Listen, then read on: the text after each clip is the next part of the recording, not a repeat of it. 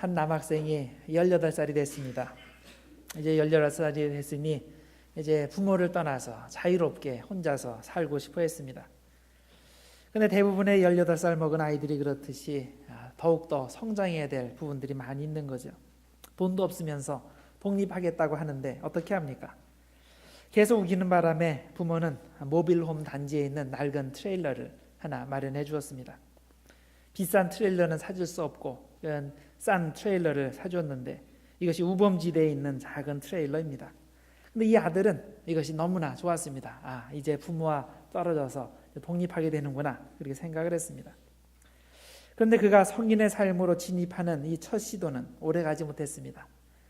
왜냐하면 조금 있다가 그 유틸리티 요금을 내는 것을 신경 쓰지 않았기 때문입니다. 그래서 전화가 끊어지고 전기가 끊어지고 그다음에 가스가 끊어지고 그렇게 됐습니다. 어떻게 합니까? 하는 수 없이 다시 부모님 집으로 돌아오게 되었습니다. 그래서 다시 유틸리티가 다시 들어올 때까지 부모님 집에 머물게 되었습니다. 여러분들 다들 아시겠지만 몸이 어른이 됐다고 해서 자동적으로 정신도 어른이 되는 것이 아니죠. 책임성 있는 사람이 되기 위해서는 한참 배워야 할 것이 더 많이 있는 겁니다. 오늘 말씀해 보면 미숙한 성년 초년생 같이 무책임하게 사는 기독교인들의 예가 소개되어 나옵니다. 바로 데살로니가 교회에 있는 소위 게으른 사람들입니다. 데살로니가 교인들은 대개 성실하고 그리고 아주 책임성 있는 사람들입니다. 그런데 그중 일부는 영적으로 무책임하고 게으른 삶을 살고 있었습니다.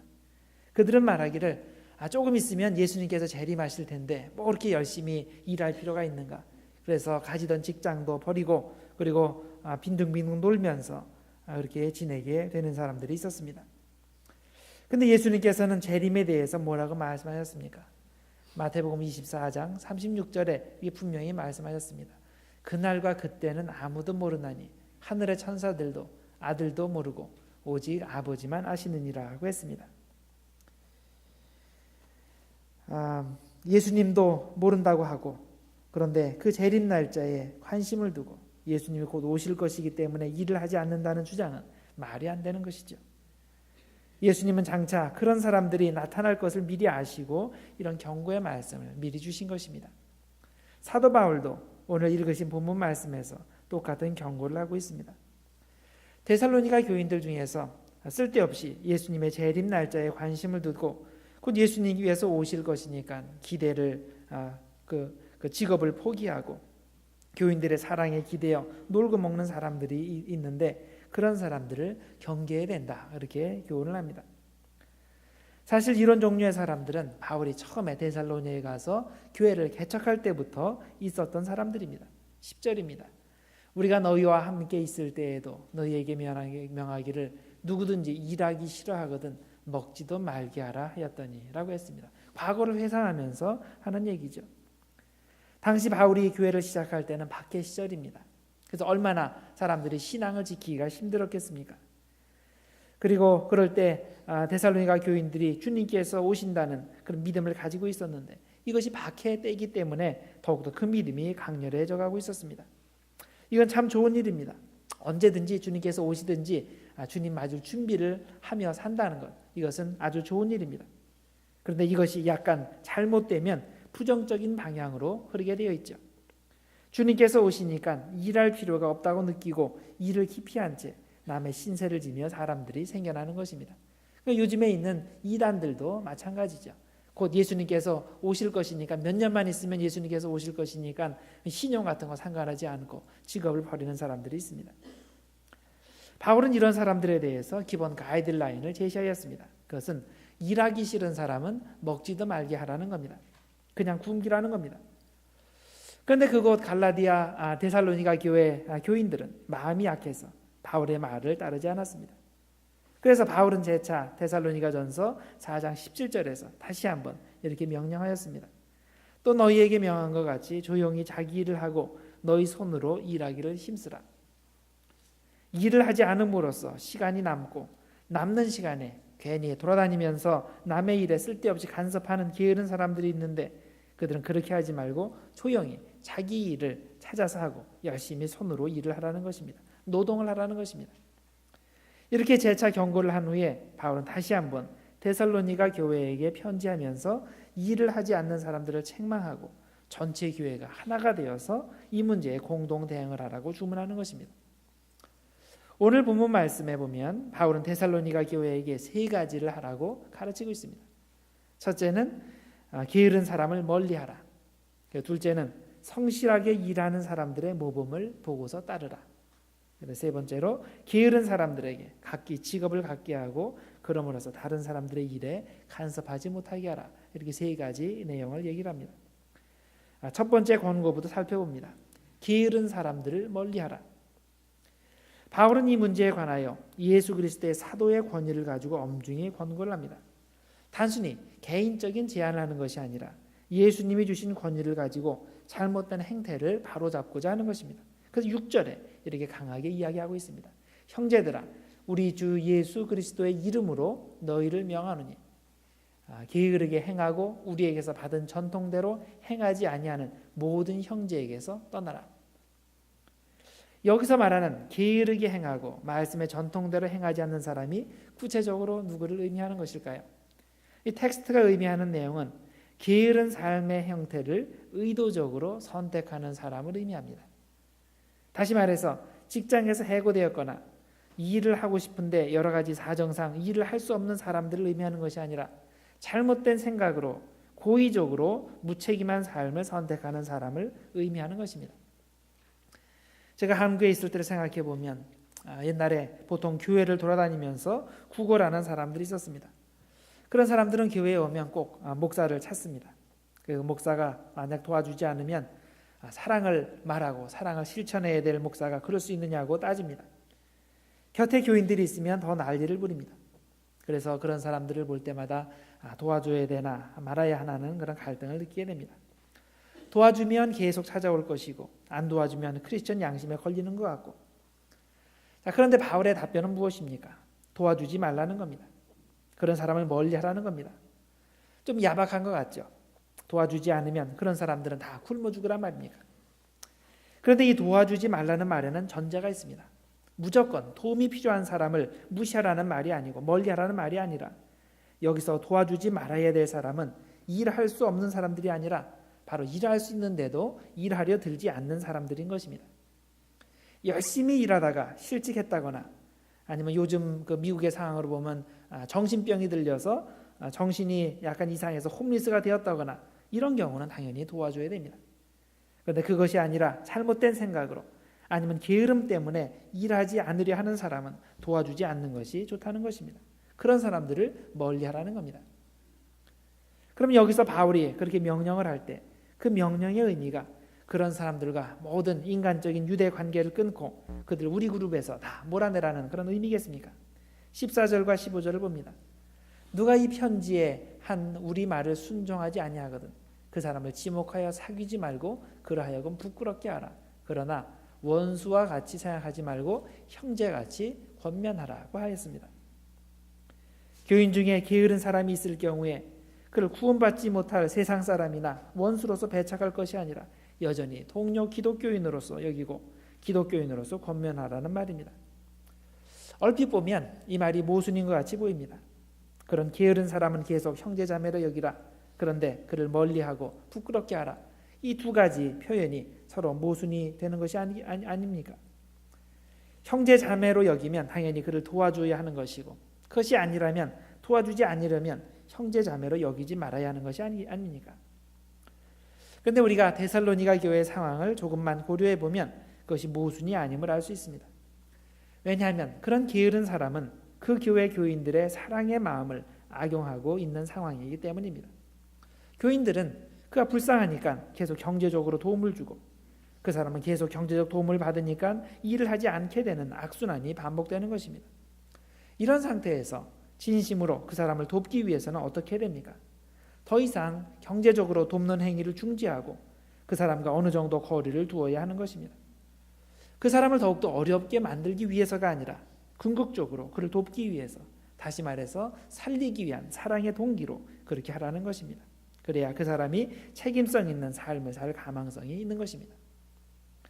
사실 우리가 가족 사이에 가족 중에서도 이와 비슷한 일을 종종 경험하고 있지 않습니까? 가족 중에 아주 무책임하게 사는 사람, 무질서하게 사는 사람이 있는 경우에 무작정 그를 봐주고 계속 돈을 대주는 것이 결국 그를 망치게 되는 결과를 낳게 되는 경우가 있지 않습니까? 그럴 경우에 우리는 진심으로 그를 사랑하는 마음으로 돈을 대주지 않고 혼자 고통 가운데서 자립하도록 압력을 가하는 경우가 있습니다. 바울은 데살로니가 교인들도 그렇게 하라는 것입니다. 그래서 우리 가운데 우리 교회나 가정이나 친구들 관계에서 게으른 사람이 있는 경우에 그를 무작정 돕는 것이 상책이 아니라 오히려 그와 거리를 두고 그 직업을 갖도록 경고함으로써 스스로 일어설 수 있도록 자극을 줄 필요가 있는 것입니다. 바울이 데살로니가 교회에게 주는 두 번째 권면은 성실하게 일하는 일꾼들의 모범을 따르라는 것입니다. 7절과 8절입니다. 어떻게 우리를 본받아야 할지를 너희가 스스로 아나니 우리가 너희 가운데서 무질서하게 행하지 아니하며 누구에게서든지 음식을 값없이 먹지 않고 오직 수고하고 애써 주야로 일함은 너희 아무에게도 피해를 끼치지 아니하리 함이라 하고 했습니다. 바울은 데살로니가 교인들에게 자신의 근면함을 본받으라고 권하고 있는 겁니다. 바울 자신이 정말로 밤과 낮을 가리지 않고 열심히 일하고 있는 것을 보고 똑같이 따라서 열심히 일하라고 권면을 합니다. 사실 바울이 복음을 전하는 일 외에 자신의 생업, 즉 천막 만드는 직업을 따로 갖고 있었는데 그 이유가 바울이 교회의 보조를 받을 자격이 없기 때문이 아니죠. 당시에 개척교회 교인들에게 되도록 부담을 주지 않기 위해서 그렇게 하는 것이고 또 그들이 바울의 열심을 보고 자신들도 정말 열심히 일을 하기를 바라기 때문인 것입니다. 그런데 데살로니가 교회의 게으른 사람들은 어떻게 살고 있었습니까? 충분히 자기의 손으로 일할 수 있지만은 놀면서 동료 교인들의 사랑의 마음을 악용하고 있었던 것입니다. 기독교인들은 언제나 사랑에 풍성해야 하는 것이고 언제나 도움을 줘야 하는 것이기 때문에 자기들을 도와달라고 요구했던 것입니다. 바울이 볼 때 이건 아닌 겁니다. 그런 걸 요구해서도 안 되고 교회도 그것을 허용해서도 안 되는 것입니다. 여러분, 우리는 교회에서나 세상에서나 근면의 모범을 보여줘야 됩니다. 하나님 앞에 성실한 신자는 교회에서도 성실하고 그리고 세상에서도 정말 성실히 열심히 일을 감당을 합니다. 어떤 중소기업을 운영하시는 장로님이 이런 고백을 하신 적이 있습니다. 이 목사님을 찾아가서 목사님께 이렇게 하소연을 했습니다. 목사님, 교회 청년들 잘 좀 지도해 주십시오. 장로님 왜 그러시는데요? 장로님께서 이렇게 말씀을 했습니다. 믿음이 좋다고 해서 어느 청년을 하이어했는데 채용을 했는데 근데 이 청년이 직장에 와서 일하는 태도가 문제라는 겁니다. 회사에서 급한 일이 생겨가지고 모두 다 쩔쩔매고 있는데 자기는 교회 모임이 있다고 그냥 나가더랍니다. 그리고 직장에서 일하던 도중에도 교회를 한다고 교회 관련 서류를 쫙 펴놓고 그렇게 직장에서 일을 하더라는 겁니다. 그 이유가 뭐냐? 장로가 운영하는 직장이니까 다 이해하고 또 그렇게 하도록 오히려 적극적으로 뒷바라지하는 것이 마땅하다고 생각하는데 이게 참 난감한 상황이라는 겁니다. 여러분, 우리는 성실하게 일해야 됩니다. 교회 일 핑계대고 세상 일 대충 하면 안 됩니다. 그건 하나님 욕먹이는 일이고 또 우리 교회 욕먹이는 일입니다. 우리는 믿는 사람이기 때문에 더욱더 열심히 더욱더 성실히 일해야 하는 것입니다. 사실 제가 보면 교회 일 정말 열심히 하시는 분은 사회에서도 일 똑바로 잘합니다. 한국 속담에 그런 얘기 있죠. 집에서 새는 바가지 밖에서도 샌다. 그런 속담이 있습니다. 주님의 일을 할 때 성실하게 일하는 사람은 세상 일을 할 때도 당연히 성실하게 일을 하게 되는 것입니다. 제가 여러분의 사정을 다 알지는 못하지만 제가 아는 몇몇 분들은 정말로 열심히 일하시는 분들입니다. 교회 일에도 정말로 열심히 일하시고 또 세상에 나가서도 열심히 일을 잘 하시는 분들입니다. 그런 분들을 생각을 할 때 어떻게 그 두 가지를 잘할 수 있는가 그렇게 이해가 되지 않는 경우도 있습니다. 그런데 분명한 것은 그렇게 할 수 있는 것이 그만큼 시간을 쪼개서 일을 하고 잠을 덜 자고 정말 열심히 일을 하기 때문에 세상 일도 잘 감당하고 교회 일도 잘 감당할 수 있는 것입니다. 바라건대 여러분들 계속 근면의 모범을 보여주시길 바랍니다. 그런 모습을 보일 때 우리 교회에 다니는 분들은 그걸 당연한 정상적인 신앙인의 모습으로 보고 자기도 그렇게 되도록 최선의 노력을 다하게 되는 것입니다. 자, 이제 바울의 세 번째 권고사항을 살펴봅니다. 게으른 사람들로 하여금 각기 자기 직업을 갖게 하고 그럼으로써 다른 사람의 일에 간섭하지 못하게 하라. 자, 11절과 12절 말씀입니다. 우리가 들은즉 너희 가운데 게으르게 행하여 도무지 일하지 아니하고 일을 만들기만 하는 자들이 있다니 이런 자들에게 우리가 명하고 주 예수 그리스도 안에서 권하기를 조용히 일하여 자기 양식을 먹으라 하노라. 여기에서 우리가 새삼스레 발견하는 진리는 게으른 사람은 절대 그냥 집에 앉아서 놀기만 하는 것이 아니라는 사실입니다. 집안에 틀에 박혀서 24시간 잠자고 TV만 보는 것이 아니라 다른 사람들의 일에 간섭하는데 바쁘다는 겁니다. 손으로 일하는 것에는 게으르지만 남의 일에 참견하는 데는 정말 바쁜 사람들인 것입니다. 사실 정말 일을 열심히 하는 사람은 일하는 데 바빠서 쓸데없이 남의 일에 참견할 시간이 없습니다. 그런데 일을 하지 않는 사람은 시간이 남아돌기 때문에 참견하지 말아야 할 일을 생각하면서 참견하면서 온갖 문제를 일으키는 겁니다. 바울은 그런 사람들에게 엄중히 경고를 합니다. 예수 그리스도의 이름으로 명령하는데 그런 사람들은 직업을 구하고 쓸데없는 일에 참견하지 말라는 겁니다. 현대적 언어로 표현하자면 TV를 끄고 인터넷 끄고 구인 광고란을 꼼꼼히 확인하고서 일거리를 찾으라는 겁니다. 파타임 잡이든지 월급이 적은 잡이든지 그런 거 상관하지 말고 그 일부터 시작을 하라는 겁니다. 여러분들 불한당이라는 말을 여러분들 아시죠? 아주 못된 짓을 하는 사람을 보고 이 불한당 같은 놈 그렇게 이야기를 하죠. 근데 이 불한당이란 말이 무슨 뜻인지 아십니까? 안이 불자, 땀 한자, 또 물이 당자입니다. 땀을 흘리지 않는 물이라는 뜻입니다. 열심히 땀 흘려 일해서 소득을 얻을 생각은 하지 않고 남의 소득을 가로채거나 거저 얻어먹으려는 사람들을 말하는 것이죠. 그야말로 불로소득을 탐하는 사람들입니다. 한 번은 어느 목사님이 어처구니 없는 일을 당했다고 하면서 이런 말씀을 하셨습니다. 어느 날 어느 초신자가 목사님을 찾아왔는데 로또 복권을 들고서 목사님을 찾아왔다고 합니다. 이분이 얘기하기를 어젯밤에 돼지 꿈을 꿨는데 이게 그 보통 꿈이 아니라는 겁니다. 그래서 돈과 관련해서 좋은 조짐이 있을 것 같은데 그래서 로또 복권을 샀다는 겁니다. 그리고 자기 나름대로 하나님께서 원하시는 그런 계획을 세웠다는 겁니다. 로또 복권에 딱 당첨이 되면 제일 먼저 11절을 딱 떼어서 하나님께 드리고 그리고 반을 딱 잘라가지고 반은 교회 건축헌금으로 내겠다. 그러고서 그걸 가지고 왔습니다. 목사님께 가져온 이유가 있죠. 여기 축복기도를 해달라는 거예요. 로또에 딱 당첨이 돼서 이런 일을 할 수 있도록 축복 기도를 해달라는 겁니다. 이런 사람이 불안당입니다.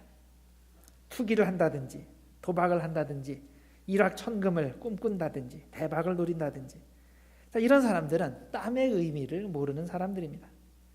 이런 사람들에게 오늘 성경 말씀은 엄중히 경고합니다. 손으로 일해라. 손으로 열심히 일해서 소득을 얻고 땀 흘려 얻는 소득을 귀중히 여기고 그런 일을 찾아서 하라는 것입니다.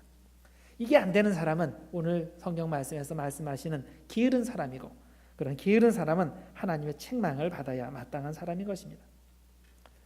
이제 마지막으로 바울은 13절에서 전체 교회를 향해서 권면을 합니다.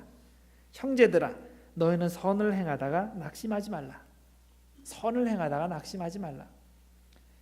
우리 중에 어떤 사람들이 아니면 외부인들이 우리의 선한 마음을 악용하는 것을 발견하게 될 때 우리는 냉소적이 될 수 있습니다. 나는 정말 이기적인 마음을 버리고 상대방을 도왔는데 그 사람은 나의 선한 마음을 이용해 먹을 생각만 한다. 자연히 우리 마음 가운데 실망이 됩니다. 다시는 돕고 싶지 않은 마음이 생깁니다. 예를 들어서 길가에서 도움을 요청하는 홈리스에게 돈을 주었는데 만일 그 사람이 그 돈으로 담배 사는 것을 목격을 한다면 어떤 기분이 들겠습니까? 또는 내가 아는 사람 중에 돈이 없어 쩔쩔매는 것을 보고서 불쌍한 마음으로 도움을 주었는데 그 사람이 감히 나는 아까워서 하지 못하는 사치를 하고 있다면 내가 눈으로 그것을 보았다면 어떤 기분이 들겠습니까? 당연히 다시는 그런 사람에게 도움을 주고 싶어 하지 않을 것입니다. 그런데 오늘 성경 말씀은 우리에게 뭐라고 말씀합니까? 그렇다고 해서 선을 행하는 것을 중지하지는 말라는 겁니다. 그런 사람들 때문에 정말로 도움이 필요한 사람들에게까지 마음을 닫는 잘못을 범하지 말라는 겁니다. 우리의 선한 마음을 악용하는 사람들 때문에 우리의 마음이 중독되어서 우리 마음이 딱딱하게 되어서는 안 되는 것입니다. 그래서 바울이 권면하는 내용은 이것입니다. 게으른 사람들의 경우 게으른 사람들은 일을 찾아서 자기 밥벌이를 하게 하고 성실하게 일하는 우리는 우리의 선한 마음을 악용하는 사람들 핑계대지 말고 그럼에도 불구하고 열심히 꾸준히 계속 선을 행하라는 것입니다. 스피노자라는 철학자가 있습니다. 그는 내일 지구의 종말이 온다 해도 오늘 나는 사과 한 그루 나무를 심겠다, 이런 유명한 말을 남겼습니다. 그런데 이 말은 사실 불합리한 표현으로 생각될 수 있습니다. 만약 지구의 종말이 20년이나 30년 후에 온다면 나는 사과나무를 심겠다. 그러면 이해가 될 만해요. 자기가 사과를 심어서 그 열매를 따먹을 수 있기 때문입니다. 그런데 내일 종말이 온다고 해도 나는 오늘 사과나무를 심겠다. 이것이 참 이해하기 힘든 겁니다. 그런데 올바른 종말론을 가진 사람은 그런 긍정적인 시각을 가지고 신앙생활을 합니다. 내일 종말이 와도 나는 오늘 사과를 심을 수 있는 그런 마음의 여유와 그런 믿음이 있는 겁니다. 여러분, 만일 내일 예수님께서 오신다면 여러분들은 어떤 모습을 가지고 예수님을 뵙기를 원하십니까? 당장 내일 예수님께서 오신다 그러니까 오늘 점심부터 금식, 그래서 금식 기도하고서 내일 산에 올라가서 기도하는 모습으로, 그 아름다운 모습으로 예수님을 맞이하기를 원하십니까? 아니면 교회에 와서 교회에서 하나님을 찬양하며 예배드리면서 예수님을 맞이하고 싶습니까? 아니면 각자 삶의 처소에서 아니면 직장에서 최선을 다하며 그리스도의 빛과 소금의 역할을 감당하는 모습으로 예수님을 맞이하시겠습니까? 여러분, 노동은 하나님이 우리에게 주신 복입니다. 우리가 땀 흘려 일하는 것은 하나님께서 우리에게 정해 주신 본분입니다. 오늘 말씀을 기억하시기를 바랍니다. 일하기 싫은 사람은 먹지도 말라. 엄중한 경고입니다. 이 경고에 귀를 기울이고 최선을 다해서 일을 하시는 여러분들 되길 바랍니다. 주님께서 부르시는 그 마지막 순간까지 주님을 영광을 위해서 최선을 다해서 교회에서 일을 하시고 가정에서 일을 하시고 사회에서 일을 하셔서 그래서 주님께서 오실 때 칭찬받는 여러분들 모두 되시기를 주님의 이름으로 축원드립니다. 기도하겠습니다. 하나님 아버지, 오늘도 주님의 말씀으로 우리를 주님 앞에 세우시고 또 깨우쳐 주심을 감사드립니다.